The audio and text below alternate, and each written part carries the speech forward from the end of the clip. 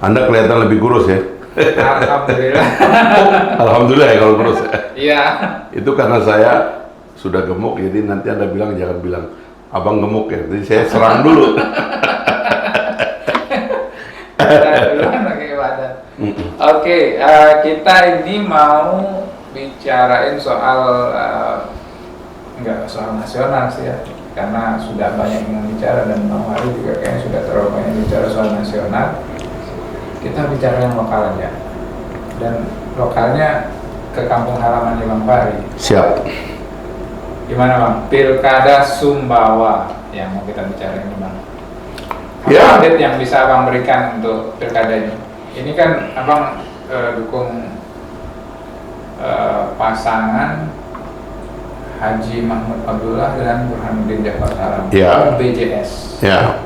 Gimana update dari pasangan? Ya, kalau saya lihat sih dinamikanya cukup cukup hebat begitu ya.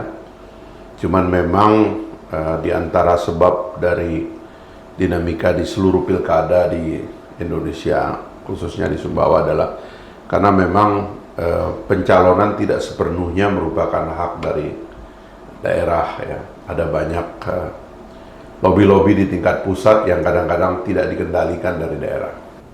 Jadi ya wajar kalau dalam situasi seperti itu ada dinamika, tapi juga ada persoalan yang ditentukan oleh pusat begitu. Tapi ya seperti di podcast yang lalu saya sudah sampaikan bahwa saya sendiri memang dengan teman-teman itu akhirnya secara serius mendorong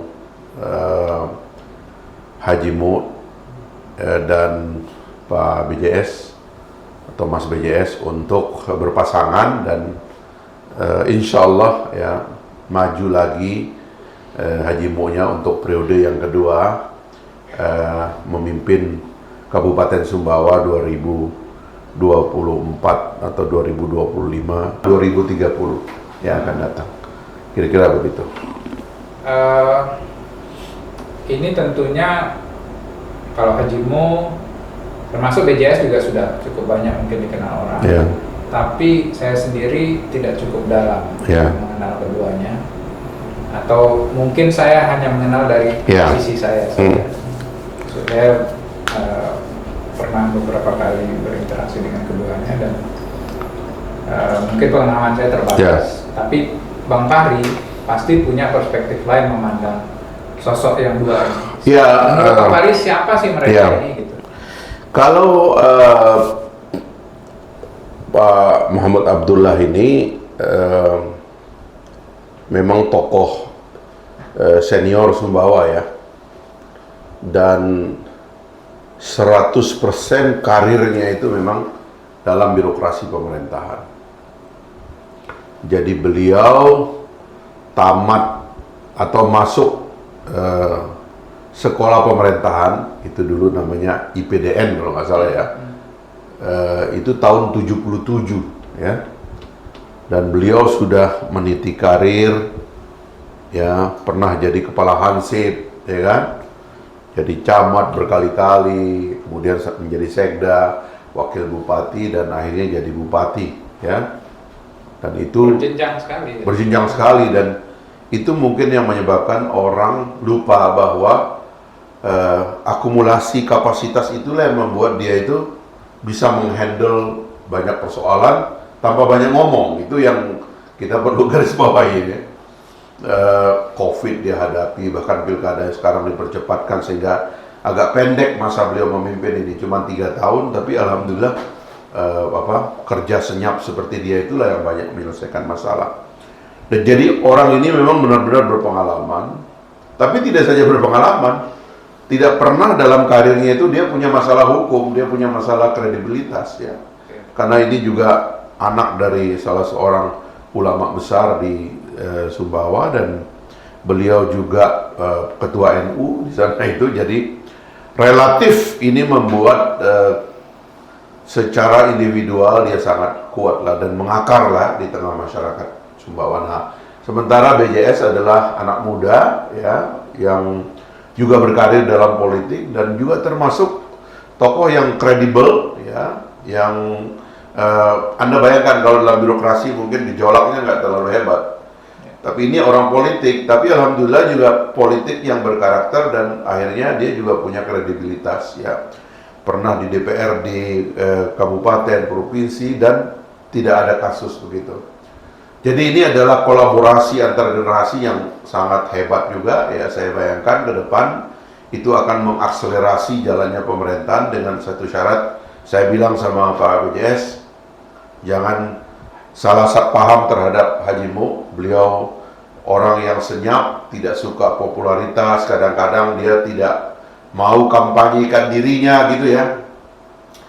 Tapi Anda nggak boleh sebagai wakil bupati mau nyerobot pekerjaan dia, itu nggak boleh itu. Itu pesannya Bang. Oh, saya pesan kepada BJS dan di depan Haji Mo saya pesankan, bahkan di depan banyak saksi. Anda tugasnya adalah jadi wakil bupati dan tidak ada wakil bupati tanda tangan surat. Semua keputusan adalah keputusan bupati dan Anda jalankan sesuai dengan keputusan bupati. Anda menyokong dia, ya. Nah, saya kira ini dua kombinasi yang luar biasa dan saya yakin dan optimis ini akan dilihat oleh masyarakat sebagai pasangan yang menjanjikan bagi Sumbawa ke depan. Ya, kalau optimisme itu kan memang saya lihat di dalam beberapa kali pemaparannya Bang Fahri memang terlihat ya. Tapi di bawah sepertinya ada pandangan yang cukup berbeda. Ya. Bang Fahri juga tadi sedikit menyampaikan bahwa Haji Mo ini kurang suka ngomongin dirinya sendiri atau kurang suka bicara banyak gitu. Ya. Bagaimana Bang Fahri persoalan ini? Saya bicara dari hati ke hati sama beliau. Memang kan nggak bisa dipaksakan bahwa Haji Mo itu bukanlah politisi sebenarnya gitu. Dalam pengertian orang yang langsung plot masuk partai politik dan manuver kan. Dia kan enggak, dia betul-betul adalah orang karir dari bawah. Tapi gara-gara dia karir itu, dia low profile banget itu. Enggak terbiasa publikasi, ya kan. Kalau kerja itu kerja aja gitu. Enggak ada misalnya kerja, ayo bawa wartawan gitu. Oh, ya. Bikin video pendek saya, ayo TikTok, apa itu, dia nggak ada itu. Jadi nggak suka gitu-gitu. Dan nggak suka gitu. Nah kadang-kadang ada orang lain yang nyamber gitu loh. Prestasi-prestasi beliau bisa disambar oleh orang lain. Tapi saya bilang, Pak Bupati, nggak boleh begitu Pak. Karena ini namanya demokrasi pemilihan. Jadi orang tuh harus nampak agresif. Terus dia bilang, ya saya minta tolong Pak Haji lah untuk bantu saya. Dia bilang begitu kan. Jadi saya sedih juga lihatnya itu karena orangnya itu memang nggak ada begitu gitu. Sampai-sampai kita bikin survei pertama, popularitasnya kalah dengan wakil bupati, gitu kan? Dan akhirnya kemudian bahkan katanya pernah saking dia nggak kelihatan berminat gitu, orang merasa bahwa beliau itu nggak akan maju lagi, ya. Padahal kita ini lagi memerlukan beliau. Situasi sekarang ini memerlukan orang stabil seperti Haji Mo, didampingi oleh tokoh muda yang loyal kepada Haji Mo. Itu yang diperlukan oleh kepemimpinan semua sekarang. Nah, stabilitas Haji Mo ini perlu kita promosikan gitu loh.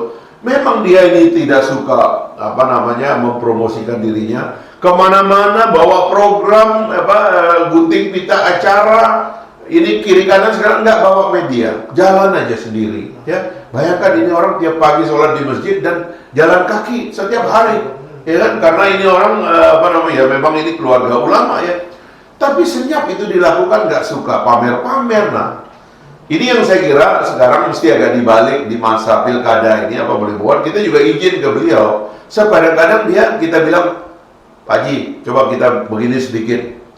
Dia bilang, apa nggak terlalu kasar ya saya gitu? Apa nggak terlalu pamer? Begitu cara berpikir beliau gitu.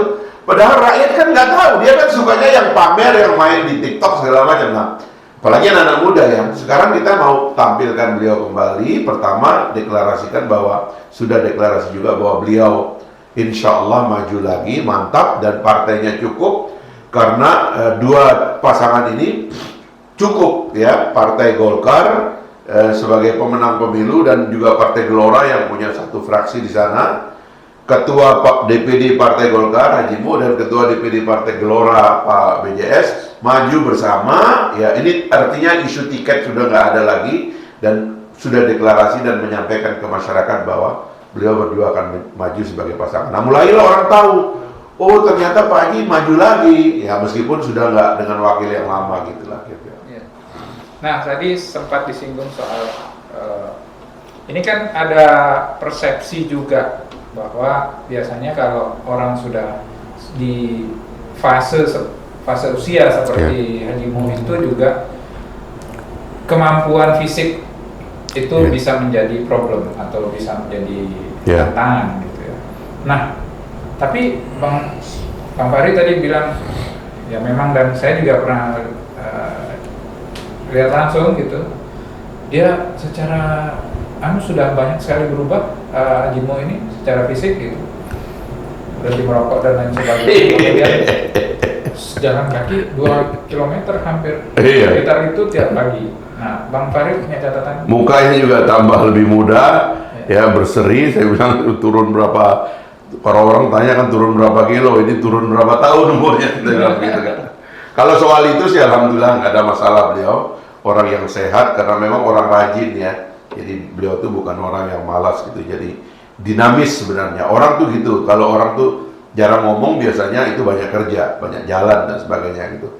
Jadi kita soal itu sudah selesai, jadi tadi sudah kita deklarasikan dan sekarang fasenya adalah kita mengumumkan kepada masyarakat bahwa kita ini sebagai masyarakat Sumbawa minta kepada Haji Mo maju lagi, dan alhamdulillah ada pasangannya, tiketnya ada, dan inilah yang akan kita lalui ke hari-hari ke depan untuk menyapa kembali masyarakat bahwa putra terbaik Sumbawa ini sekarang maju lagi. Dan saya berharap kita sama-sama semuanya sesuai temanya bareng Majatu Sumbawa itu, kita bareng-bareng lah dukung Haji Mo. Kalau bisa kita aklamasi, saya bilang karena nggak bisa juga dibandingkan dengan yang lain. Beliau terlalu ideal menurut saya, terutama di masa kepemimpinan Pak Prabowo nanti. Dia harus menjadi tokoh yang amanah menjalankan program-program yang akan begitu banyak ke depan ini gitu.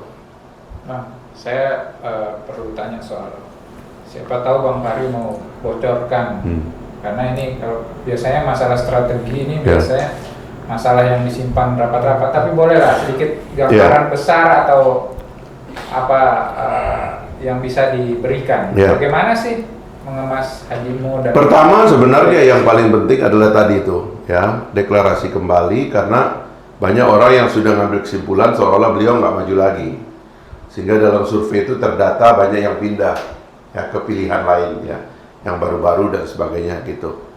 Padahal insya Allah beliau sebagai incumbent itu akan maju lagi gitu. Yang kedua, orang tuh melihat karena beliau tidak suka publikasi gitu ya, beliau seolah-olah prestasi Sumbawa ini bukan prestasi beliau. Padahal dalam semua pemerintahan baik pusat maupun daerah dalam sistem kita, ya prestasi adalah prestasi bupati, karena kan tanda tangan itu kalau di Pemda cuma ada tanda tangan bupati ya. Semuanya kan keputusan bupati.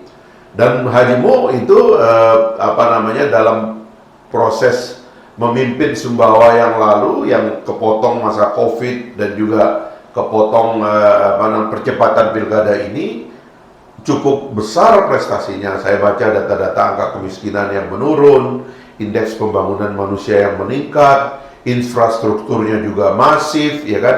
Di masa beliau ini sekarang jalan ke Sumbawa bagian tengah mulai terbuka, sehingga kita di Sumbawa itu nanti tidak saja bisa menikmati wilayah pesisir, tapi juga kita mulai menikmati wilayah tengah, wilayah yang dingin, di hutan-hutan yang lebat dan rindang itu kita bisa akan masuk ke sana gitu. Dan saya sendiri karena 4-5 tahun terakhir ini pensiunan ya, banyak membantu, dan kesan dari orang kepada Haji Mo itu adalah pekerja yang senyap. Dan tetapi jangan lupa, ya sekali lagi tadi saya sudah ceritakan perjalanan karirnya, orang yang mengerti persoalan. Kalau bahasa Sumbawa, beliau ini pajatu, orang yang betul-betul ngurusin rakyat gitu. Beliau ini yang ngurusin Sumbawa selama ini sebagai berkarir begitu. tapi dia punya kredibilitas. Dia nggak pernah punya perkara, dia nggak punya kasus. Karena memang dia nggak kepikir tuh, ya. Ini orang sangat sederhana, Mas Ar. Kalau Anda ketemu dengan dia, jalan sama dia, nggak ada itu namanya dompetnya, mungkin tuh isinya tuh nggak ada kali ya.